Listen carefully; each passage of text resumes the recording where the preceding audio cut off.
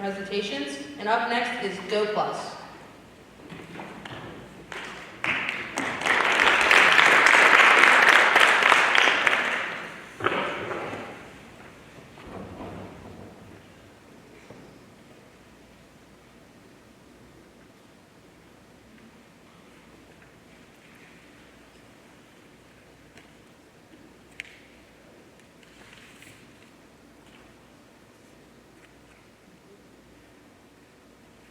Oh, Chick-fil-A?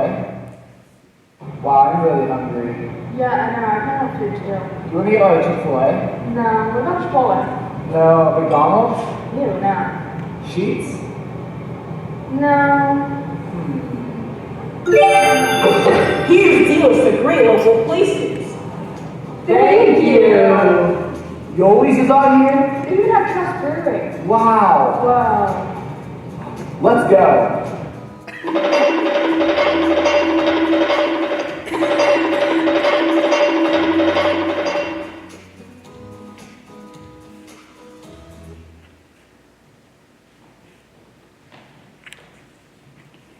Hello, my name is Aaron Eduardo, Hi, I'm Emma Rahab. Hi, my name is Shane Kalila. and we are Go Plus.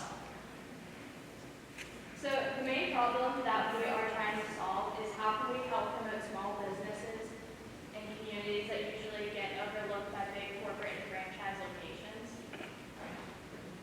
So our solution is the Go Plus card. It is a wallet-sized coupon card to give you all local businesses in your area and give exclusive deals to those places.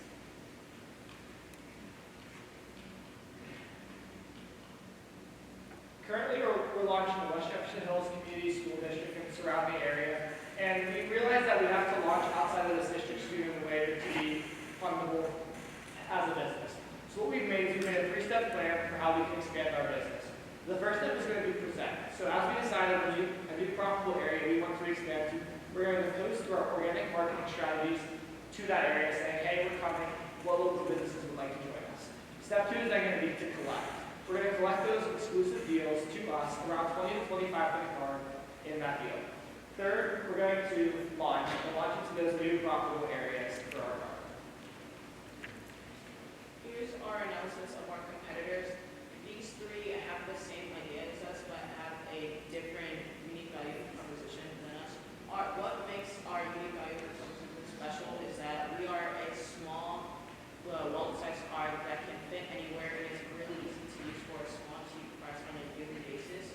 Compared to these three competitors, Coupon, BlackBerry, and Clipper, where once you buy it, it's like really like after you buy it, you're gonna place it somewhere. It can be bulky, it can be like a big book or just like a huge pamphlet that you have, and then you'll put it somewhere and use it, and then after a while it expires. Here's our market size. So we are planning to expand and go further out of the West Jefferson Hills and Pittsburgh area. But for now, for our market share, we have 8,000 people who haven't had kids in the WGHSD area. For our serviceable addressable market, we have 19,000 people who live in the WHSD area. And for our total addressable market, we have 120,000 people that shop locally in the Pittsburgh area. These green numbers below are the potential revenue that we can make if everybody can buy our product from us.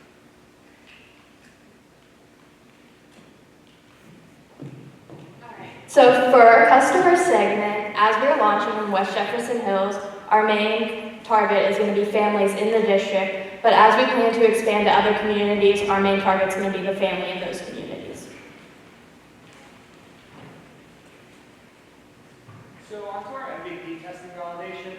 As Julie talked about, failure is a big part of business. And we've actually seen that in our MVP test. So originally we did problem solutions and we did solution interviews. Problem interviews and solution interviews to see if our product was valid and if the solution was actually needed. So we did an MVP testing validation with two local businesses. Number one being Yoli's Pies and Rollies, and number two being Trust Brewing. And with those two businesses, we partnered with them and got exclusive deals to their businesses that were provided to us. Through that, we got about over 100 coupons to each of those places and distributed them to different people among our community, our friends, and our family. Through that, we gave it to them, gave them about a 1 month period or so to use this. We have a 1 month period to use this. And then we haven't seen that much use of the cards recently, but we can actually learn from that, and it shows us basically which places people are going to shop at, which they're not going to shop at, and what kind of deals they are able to use. So although it may not have worked out perfectly for us, it provides us experience through the failure. And onto our financial details, the card's going to sell for $20 for a yearly period. So whether that's January to January for the conventional year, or August to August for a more school year-based focus, it's going to be a 1-year period with a $20 flat rate. And what we're going to do for that, into the card, is going to be pretty much just our printing cost. That's the direct cost associated to it. After we sell out for that $20, we're making basically a 94% profit margin. And there's going to be other costs that go into it too, such as marketing and customer acquisition, and that's still going to initially leave us with about 60 to 70% profit margin. As we expand and are more well-known, the marketing costs are going to go down, and that's going to be more 70, 80% profit margin, which are really great. We're estimating to sell about 380 to 400 or so cards in our first year, and that's going to leave us with just over $7,000 in revenue. And again, as we expand more and get those marketing costs down, those numbers just go up. All right, so for our funding, we are asking for a $5,000 investment. What our investment will cover is marketing, and then our two lesser ones are going to be legal fees and expanding. But the more as we expand, the more the marketing fee would go down. And on to the social media part. Our social media is a very big and crucial part to our product and our business because it's a way for our customers and upcoming consumers to find our website and to update them based off of what companies we've partnered with and what we are about. And the most important part of our social media is that we have a hyperlink that goes to our website, and so that they can go and buy our product. Right now we are using Instagram, but coming soon is Facebook and Twitter, which appeals more to our target market. So some of the obstacles we have are, number one, with our UVP and how we're just a small coupon card that just fits in your wallet, if other competitors can copy that. And also another issue is redemption service and how the business is going to redeem the card, whether it's a stamp or a punch or they scan something. We haven't figured that out quite yet. And then also new partnerships and expanding. We tried to get in contact with over 30 local businesses, and we were really only able to hear back from 2 or 3. And that's just because we're not as known yet. But the more we get known by these local businesses, it will be easier to form new partnerships and expand. And our positioning statement is, to everyday people who need good deals, Go Plus is the coupon card that saves you money so you get to do and enjoy the things you love. Thank you.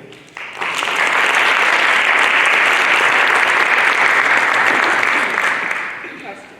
Yeah. In reference to the redemption services, if I'm understanding this correctly, if I've got a card and it's got maybe 20 different vendors on it, each vendor has their own offer that they're going to give me, it's a one-time offer.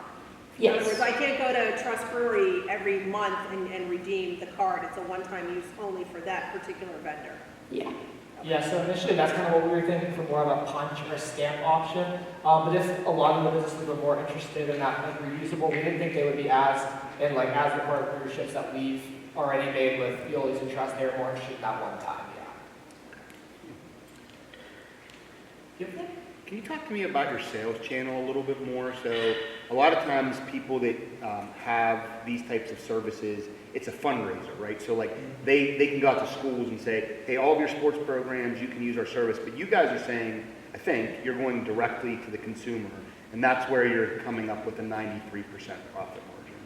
Yeah, so I know we've talked both about the fundraising option and the just direct-to-consumer option. We think with the direct-to-consumer, it would kind of provide more of the individualized, like where do I want to buy from? Because we thought about doing different, like more of a restaurant-focused card, more of a maybe like places to get your hair cut, places to do activities like bowling alleys, stuff like that. So we kind of give you more of the option rather than, hey, my kid's playing baseball, they're doing these restaurants, so we give a more individualized experience.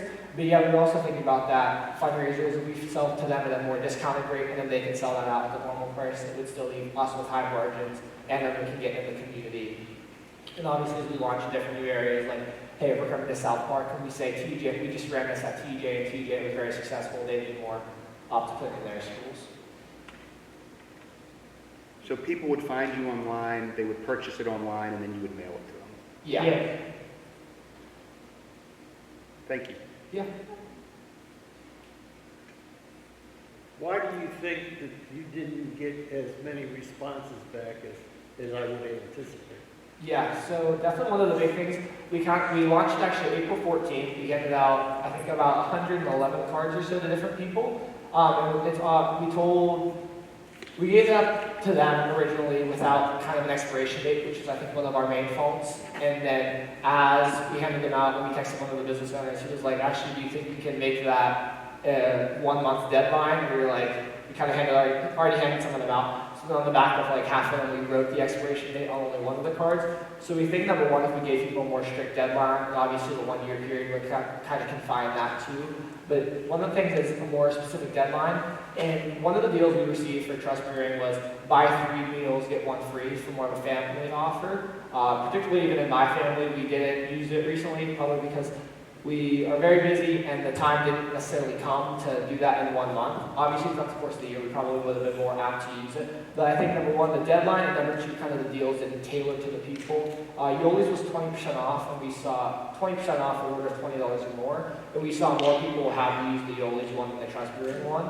So that kind of gave us insight. Maybe people would like more of a percentage off rather than a free meal. So yeah, we can definitely learn from what we've done so far. I just have a question about the that asking investment, right? The $5,000.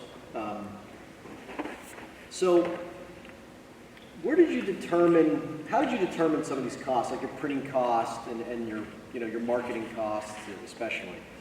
Yeah, so number one, for the printing costs, we looked at we can probably get the cards printed individually for about 18 to 22 cents, just on a basic Google review from some different. It was pretty reasonable for that for most different printing places. That would be outsourcing, not printing it at like the school or like wherever facility we would be printing from. So that would be outsourcing the printing. And then we looked at different ways for marketing, such as just paying to do it through different social media platforms. We looked at renting different billboards, and that was about $1,000 or so to $1,500 for different amounts of time. But I think the billboard was an option, and then realistically, like marketing on Facebook, I think is kind of going to be one of our big things, because we think families and parents really use that, even like community pages, which would be more organic marketing without the cost. But we think social media is going to be one of our, pretty much our main source of where we're going to be spending that money. And with the printing of the cards themselves, right? So you're talking about printing them as like a card stock type thing that you would put in your wall. Okay, so not like a plastic. Yeah. Or at least you're not there yet. Not yet. Yeah, as we develop more, we can get into that more, either plastic card or just like a very well laminated something. I think as of now, it would be that like cardboard, thick card stock type of card that's still durable without being like white. And just to piggyback off one of the previous questions too, you mentioned that the card would be available for purchase through your website. That's the exclusive place that it's available for, or? Yeah, so initially we think through the website is kind of going to be our main, as we launch, if we do either a school-based focus cards like a fundraiser, we would just sell it to the fundraisers and they would distribute it. But then we haven't necessarily thought about how we're going to initially launch, whether it would be us selling it from school, local, whatever, or if it would just be on the car or on the website. We actually have a demo website that works. And you can just buy it on the website and it would get shipped to your house through just like the mail service, which would be cheaper than like a bigger boxing process. Thank you. Yeah. Any other questions? What about the concept of, I've bought it this year, how are you going to reach out to me to buy it again next year? We plan on having like an email, like when you buy, you can sign up for the email list if you would like, but that's also, if you don't want to, it has the expiration date on the card, and like if you see it and you're like, oh, it expires in a month, think to buy it again. Yeah, the other way to retain customers too, we would see what businesses were shopped at the most. And then whatever ones were like that, we can either do new businesses like that, or if we do a different period, we do more like the summer-based one, a summer-based card. We can do more like ice cream shops, like outside places. And as we transition into like the winter months, we can advertise more for like indoor, like bowling alleys or arcades and stuff like that. So we can just launch new different businesses, and like the ones that would be popular, like new ones in the area, to gain more like customers.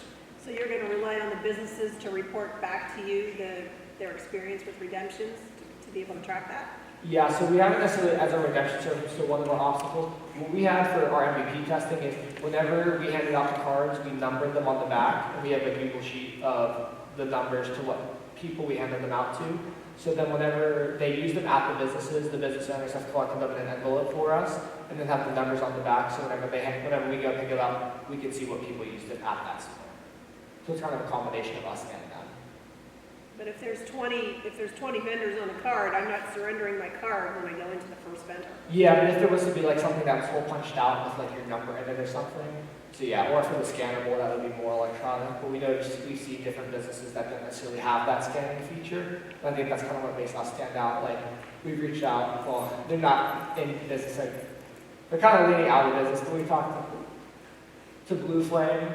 All the businesses on our card too, as you see in the video, they actually gave us permission to use them. So we've reached out to a bunch of businesses, but some businesses we've seen don't have necessarily like a computer or a scanning feature. They just kind of handwrite the bills, handwrite the checks, it gives out to you. So they don't necessarily have a scan, which some bigger things in our competitors, they only rely on like scanning through your phone and stuff, and some local businesses don't like have that. So we think ours, with the local businesses that maybe don't have as much of the higher tech like services, we can really reach out to those too, and that's what makes us special.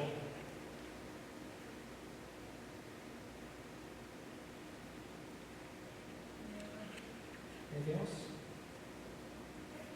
All right. Thank you guys so much. Thank you guys.